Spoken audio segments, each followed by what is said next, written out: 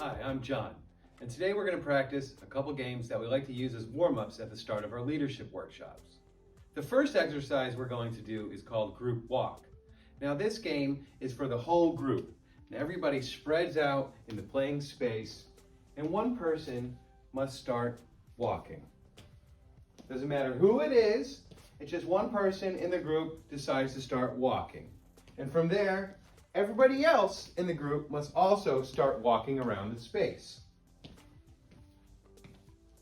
Now the trick of the game is when anybody stops walking, doesn't matter who it is and when they do it, but when they do stop, everybody else in the group has to stop too.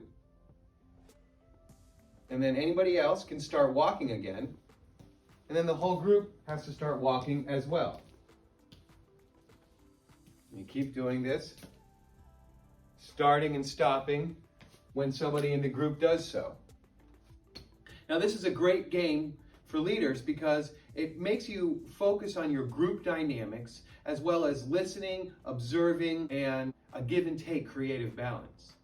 It makes a group collaborate.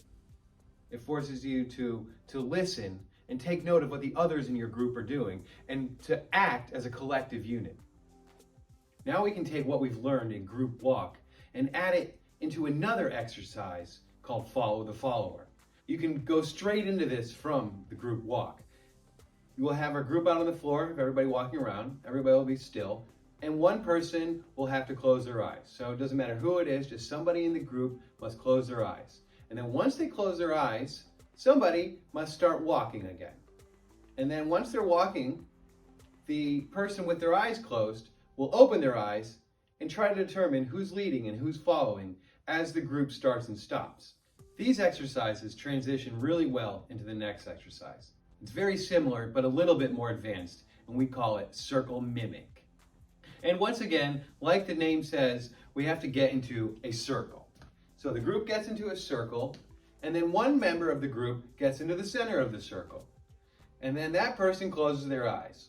And then everybody else in the circle must silently decide who's going to be the leader. Once the leader of the group is decided through nonverbal communication, that person starts to move while staying in place. And the rest of the group will follow by mimicking the leader's movements. And I think it's best for the leader to start with kind of small, easy movements and then kind of work your way up. And so then after a brief period, once they hear everybody moving around them, the person in the center will open their eyes and then try to determine who's the leader and who's following them.